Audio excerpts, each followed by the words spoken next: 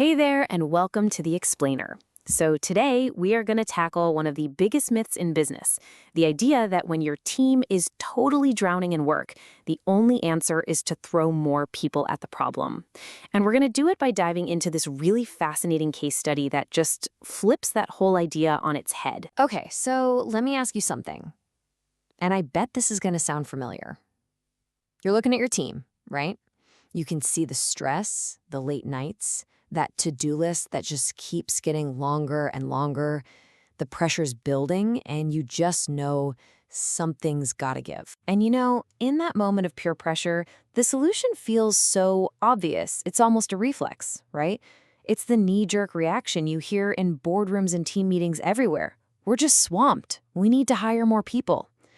But here's the thing. What if that reflex is just wrong? All right, section 1. Let's get into the story of a real company that was right in the middle of this exact crisis. I mean, for them, the pressure was maxed out, and that obvious fix really felt like their only option. So here's the deal. Their customer support team was just drowning. Tickets were just flooding in, way faster than they could possibly handle them. The backlog was getting completely out of control, and you can just imagine what was happening to team morale. So leadership's first thought, the logical one, was, okay, we need more agents. Let's get hiring now. But this is where the story gets really interesting. Instead of just jumping straight to hiring, they actually stopped. They hit the pause button, they took a breath, and decided to do something that feels kind of radical. You know? They decided to listen first, to really understand what was going on and investigate the system itself before just throwing more people into it. So on to section 2.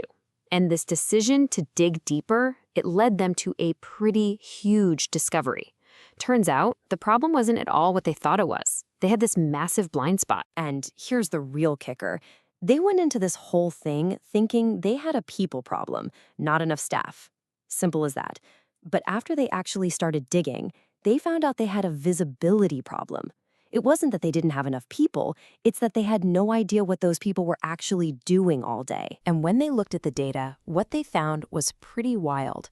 A full quarter, 25% of their support team's time was just gone, eaten up by answering the same easy, repetitive questions again and again and again. This right here was the real source of the burnout, and it was hiding in plain sight the whole time. And look, we're not talking about rocket science here. We're talking about questions like, where's my invoice? Or how do I reset my password? Super basic stuff. But these are the little things that were totally draining the team's brain power and stopping them from tackling the real complex problems where they were actually needed. Okay, section 3. So once they knew what the real problem was, they realized, wait a minute, we don't need more people, we need a smarter system. So they put together this really clear 4-step plan to get that clarity and, honestly, to take back control of their own workflow. Their solution was actually pretty straightforward, broken down into 4 steps. First, they just identified and grouped together all those repeat questions. Next, they set up automated first responses for those. And then, and this is key, they built a dashboard so they could see everything happening in real time.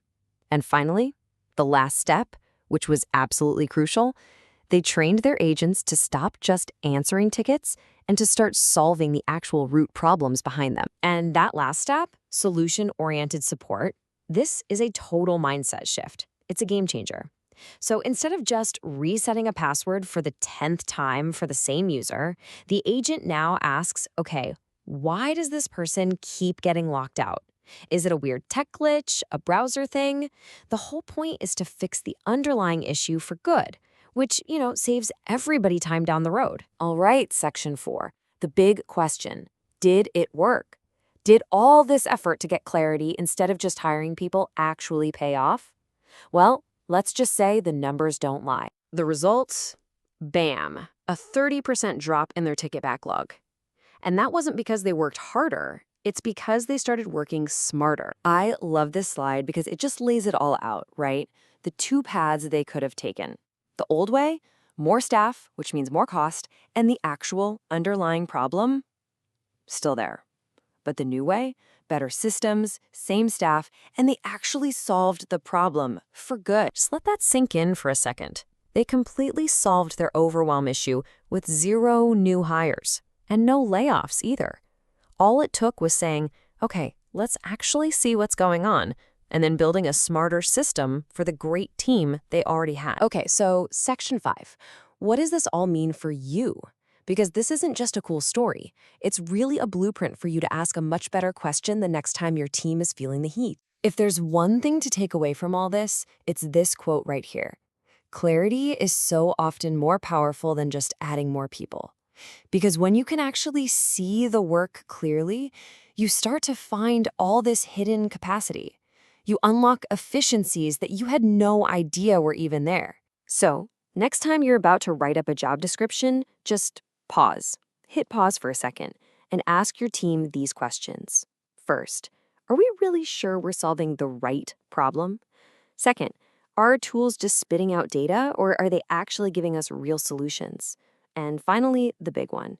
Do we really, truly need more people, or do we just need a better perspective? And that's the question I want to leave you with. I want you to think about your own team, your own projects, right now.